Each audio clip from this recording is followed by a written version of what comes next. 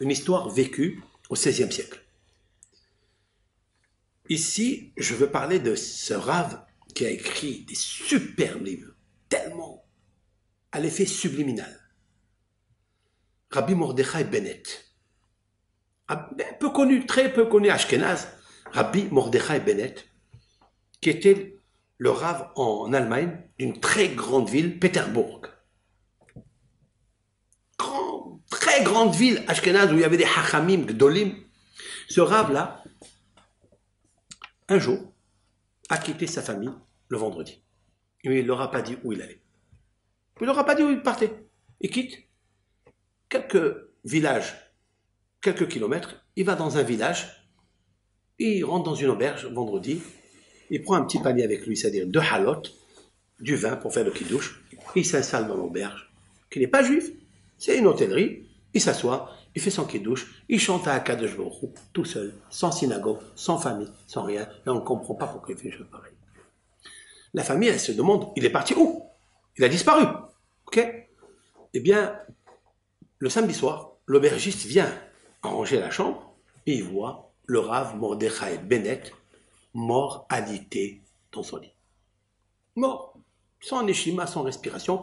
Il le secoue, il est mort, mais il ne sait pas qui est cet homme. Carte d'identité, il n'y en a pas. La seule carte d'identité authentique, c'est les tzitzit et la kippa. Il dit ça, ce sont comment on appelle, des signes religieux. C'est la communauté juive qui porte les tzitzit. Immédiatement, il connaît un ami qui vient dans cette brasserie boire de la bière. Il va le chercher. Il l'amène. Il dit oui, ça c'est un rat, mais je ne sais pas d'où il vient. Je ne le connais pas. Puis, ils ne savent pas à qui il appartient, quelle famille. On ne peut pas laisser un cadavre. Met mitzvah, on appelle ça un mort, qui n'a pas quelqu'un pour s'occuper de lui, qu'il faille tout laisser et s'occuper de ce mort-là. Et automatiquement, il a amené avec lui 3 ou 4 personnes, ils ont levé le corps, ils l'ont emmené au petit cimetière juif qui avait très ancien, et ils ont enterré le Rav. C'était le dernier endroit, fini. Il y avait 15 personnes, il y avait 14 avant lui, le 15e, ça a été lui, ils l'ont posé. On a oublié. En attendant, 6 mois sont passés. Et personne ne sait où il est. Un jour, cette personne-là, le juif qui l'a enterré, il est monté dans la ville, dans une grande ville, Pétersbourg. Il est allé là-bas, et il rentre dans un chouk où on a acheté les fruits, les légumes pour Shabbat, etc. C'était un vendredi. Et il entend 2 personnes parler. Il dit, tiens, mais où il a disparu le Rav? Il entend ça, il dit, oh, quel Rav? On a perdu, il y a 6 mois, on a perdu notre Rav, notre maître. Il dit, ah, on a perdu mon maître. Mais attendez, mais je connais, moi, il y a 6 mois, j'ai enterré un Rav qui était dans l'auberge, il est comme ça et comme ça. Il a dit, c'est lui. Immédiatement, ils ont averti la communauté, le président, tout le monde va avec la famille, et ils savent que c'est le Rav puisqu'il a laissé quelques vêtements. Très bien. Maintenant, il y a une grosse question qui se posait à la communauté. Enterré dans une petite communauté, un petit village, ça n'est pas le kavod d'un Rav. La question est de savoir est-ce qu'on peut le déterrer pour lui faire des oraisons funèbres, parler de ses qualités. Et aussi, dans la ville où il exerçait sa fonction de rabbin, c'était un grand hacham, avec beaucoup d'élèves, toute sa famille, etc. Est-ce que c'est permis ou c'est pas permis? La question a été posée au grand rabbin de Hongrie, j'ai nommé Rabbi Moshe Sofer, le Hatam Sofer, qui a écrit des livres intitulés Hatam Sofer. Le Hatam Sofer s'est planché sur cette question 3 jours. Oui, non, non, oui. Il a fait toute une exaltation de texte, une synthèse. À la fin de 3 jours, il conclut il est autorisé pour le kavod du Rav de prendre le Rav et de l'amener dans cette ville et de lui faire la levaya et de lui faire tout ce qu'il faut. Bon. Puis, le Rav, fatigué de 3 jours d'études, il s'assoupit et il dort. Et il dort comme ça sur la chaise, sur le banc. Et le niftar, le défunt, vient dans le rêve et lui dit, Moshe, puisqu'il s'appelait Moshe, il lui dit, Mordechai Bennett, il lui dit, écoute Moshe, ce que tu as écrit, la conclusion que tu as écrit, c'est valable, tu vas le faire, mais pas maintenant. Tu ne pourras pas le faire maintenant.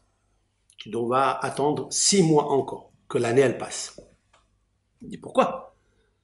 Il dit en vérité, en haut le tribunal céleste, il est d'accord avec toi que la halakha, elle est de le prendre et de le mettre dans la grande ville. Il n'y a aucun souci. Mais pas maintenant. Mais il lui dit pourquoi? Il dit parce qu'un jour, je me suis fiancé avec une fille. Écoutez ça. Je me suis fiancé avec une fille et après j'ai un peu délaissé cette fille. Et ça n'a pas marché entre nous. Mais elle voulait se marier avec moi. Mais moi, je me suis exalté dans l'étude, dans la mitzvah, j'étais occupé, ceci, là. Toutes les réponses que vous pouvez donner, hein, on les connaît. Le mensonge, il peut amener un homme au mensonge. D'accord? Mais cette fille, elle s'est vexée. Elle ne s'est pas mariée. Elle est morte sans me marier alors qu'on s'aimait, alors qu'on était promis l'un à l'autre. Et je ne l'ai pas fait. Et elle a gardé une peine dans son cœur et je ne lui avais pas demandé pardon. Cette fille-là, elle est venue dans le tribunal céleste. Et elle m'a dit, écoute, on était mariés ensemble. Enfin, fiancés ensemble. On ne s'est pas mariés dans notre vie. On n'a rien fait ensemble dans notre vie. Tu n'étais pas à côté de moi dans ma vie, mais sois à côté de moi, dans ma mort. Et cette fille, c'est là où la fille, où il a enterré au Rav, devant la fille promise qui était fiancée avec lui. Donc elle est restée 6 mois encore en plus avec lui, pendant 1 an, pour faire le pardon de rester ensemble. D'abord, c'est un peu difficile à comprendre comment on peut vivre, même dans une tombe, on peut vivre juste pour pardonner quoi? Le tsar que j'ai fait. Ah. Voilà pourquoi le Rav, le Hatam Sofer, le lendemain, il voyage, ils vont voir, il lui dit le nom de la fille, c'est là où il est enterré à côté d'elle. C'est incroyable. Pourquoi? À cause d'une peine. À cause d'une peine qui n'a pas été guérie. Il y a un anathème sur le Rav. Même qu'il est grand Torah, peu importe. Hakadosh Baruch Hu, c'est le Emet, c'est la vérité. On ne peut pas déroger à la vérité de Hachem. Tu as puni quelqu'un, si tu lui as fait du tsar, alors atzar. Alors tu es complètement enfermé. Complètement enfermé. Et en fait, ils ont demandé un jour au Rabbi Avraham, mais Sukhachov, c'est le Rav Mishmuel qui a écrit, il est un responsable Avnei Nezer. Il y avait un couple. Dieu préserve le Ham Israël, Dieu préserve un couple religieux, mariés ensemble, religieux, ils vivent bien. Mais malheureusement pour eux, malchance, 6 enfants qu'elle a eus, chaque fois qu'elle a eu un enfant, avant de l'avoir, c'était très difficile pour elle, ils ont vécu le martyre. L'enfant, il mourait 1 mois après. Elle a enterré, Dieu préserve, 6 enfants comme ça. 6. C'est incroyable. Ils ont demandé au Avraham de Sokhachov, l'auteur du Shem Mishmuel du Avnei Nezer, Rabbi, tu peux nous dire pourquoi? Il a écrit, peut-être les sangs, les gènes de famille, vous êtes de famille, ceci, cela, le sang, c'est pas bon des fois, Mais le dernier conseil qu'il leur dit, regardez si l'un ou l'autre n'était pas fiancé avec d'autres personnes et vous les avez laissés dans le tsar. Vous avez fait souffrir peut-être une fille ou un garçon et que vous n'avez pas demandé pardon. Vous comprenez? Ça, pour moi, il dit, le Rav, il dit, c'est ça qui a provoqué. C'est ça la principale cause. Et en fait, c'est ça que Avraham Avinu, il essaie de s'assurer. Que la fille que va prendre son fils, c'est une fille qui est quoi? Non, attendez. Mais d'où il va savoir? Je termine. Il va savoir parce que c'est marqué dans la Torah. Quand il voit Rivka, il lui demande à boire. Elle lui donne à boire et elle lui dit, je veux te donner à tes chameaux. Elle court, elle revient, elle repart. Mais qu'est-ce que ça veut dire tout ça? c'est marqué Veisha Betula Ish Lo Yeda'a. La fille, elle est vierge. La Torah témoigne que la fille, elle est vierge et qu'aucun homme ne l'a touchée. Regardez Rachid, je ne veux pas rentrer dans ça, mais moi j'explique tout simplement. Pourquoi la Torah, elle nous marque ces conditions? Mais si elle est Betula, elle est vierge, c'est sûr qu'il n'y a personne qui l'a touchée et qu'elle n'a pas connu personne. La réponse est la suivante. La Torah nous dit que Yitzhak va se marier avec une fille qui n'a jamais connu un homme. Parce que peut-être elle a connu un homme. Mais il lui a causé des problèmes. Ou cet homme, il la connaît et il l'a aimé, il lui a demandé et elle lui a refusé. Ou cet homme, il a fait cela. La Torah nous témoigne que le vrai mariage qui marche pour donner un homme comme Yaakov Avinu, notre père Yaakov, les 12 Shevatim naissent grâce à un mariage quand on a vérifié ça d'abord. Vérifier la qualité du Hesed, c'est en plus tout ça. On peut avoir le Hesed, on peut avoir tout ce que vous voulez, mais une seule chose, la Torah elle stipule. Attention aux chameaux qui n'ont pas brouté ailleurs, ça c'est les hommes, et attention à la fille qui n'a pas touché. Mais attention, ça c'est bien pour le couple de Yitzhak et de Rivka. Et qu'est-ce que nous enseigne à nous? Où on sait que dans notre génération, c'est très difficile d'avoir gardé une chose pareille. À cause de l'exil. À cause des affres de l'exil. Alors, comment faire?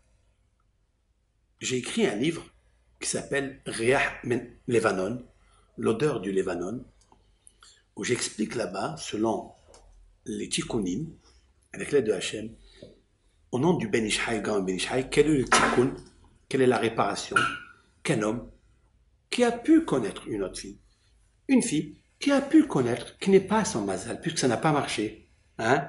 Et au contraire, ils ont gardé plus de rancœur que de joie, malheureusement. Et les familles sont tellement déchirées.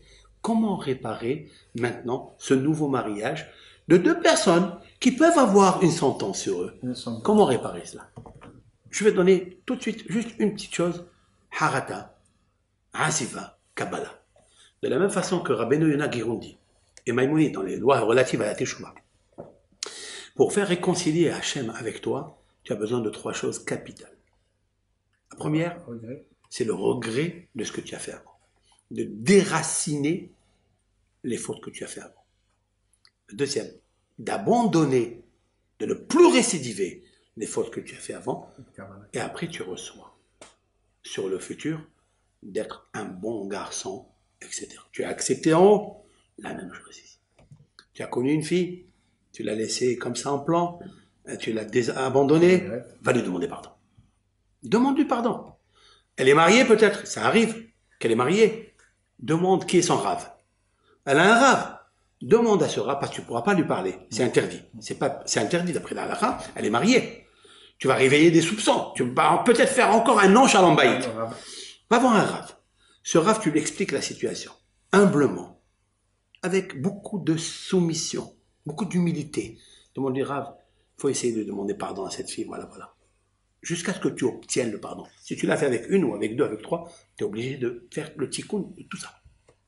La fille, pareil. Et les parents, puisqu'il nous faut nous marier aussi avec les parents, qui est très important, c'est l'histoire belle-mère, belle-fille, c'est une catastrophe ça. Il faut aussi se réconcilier avec ça. Mettre des partenaires.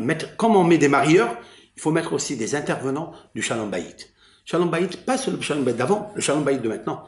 Et quand on fait ça, on retire l'anathème qu'il y a dessus. On retire la sentence difficile qu'il y a sur le garçon. Croyez-moi, combien de fois ça a guéri? Combien de fois ça a guéri? Même au point où un jour je fais un cours comme ça et une personne elle m'appelle à la radio, elle me demande, Rav, c'est très étonnant ce que vous êtes en train de dire. Il me raconte que son fils est trisomique et en plus il y a 1 mois, il est tombé dans une piscine, il est dans un coma, ça fait 2 mois qu'il est dans le coma. Et Rav, je suis dans la même situation que ce que vous racontez. C'est-à-dire, je me suis fiancé avec une fille, et je l'ai laissée comme ça, je lui ai fait du tsar. Ce qui est incroyable, c'est qu'on est vendredi. Hier soir, ma sœur, donc il me raconte, ma sœur, Elle m'appelle, me dit, tu sais Marlène, elle te passe le bonjour, comment vas-tu, quoi. Et elle s'est pas encore mariée. C'était l'ancien français. Il me dit, moi, je lui ai fait du tsar. Et je l'ai oublié. Je me suis marié. Son fils, aujourd'hui, il est dans le coma, il est tombé dans une piscine, il est trisomique. Mais c'est quoi tout ça? Il me dit, quoi faire? Je lui dis, ben, tu sais ce que tu vas faire? Tu vas lui demander pardon. Reviens vers ta sœur, ou elle-même, puisqu'elle n'est pas mariée, tu peux lui parler encore, et lui demander véritablement, pas le pardon, je te demande pardon, comme nous on fait à la veille de Kippour. Pardon, pardon, ça vaut rien, que dalle. Le vrai pardon, c'est de s'assurer l'eau, la transparence. Quand tu vas commencer le chidour, tout est transparent, tout est clair. Quand c'est clair, ça veut dire que tu as enlevé toutes les rancœurs, toutes les peines, tout, tu les as enlevées, tu peux commencer le chidour. Il réussira, sûr et certain qu'il réussira. Vous savez qu'est-ce qui s'est passé? Ben, il a demandé pardon à cette fille. Samedi soir, le petit s'est réveillé du coma. Clair et net, je peux vous amener le témoignage. Il a témoigné. D'où je le tire? Par cette histoire, par cette paracha. Qu'il nous faut toujours, voilà, il faut toujours enlever d'abord les sentences pénales qui existent sur l'être humain. Ça s'appelle le nidouille. Le nidouille, ça veut dire l'Éternel te récuse, il ne parle pas avec toi. Tu dis, il a fermé la porte. Tu as fait de la souffrance, te fais la souffrance. Pour ça, il faut avoir la émouna. L'Am Israël, Baruch Hashem, il a la émouna. Donc je souhaite à tous ceux et celles qui nous ont écoutés de transmettre, de partager ce shiur qui est important, qui est, je pense, la garantie d'un vrai couple qui réussit. Et bien, nous aussi, on fait échouva.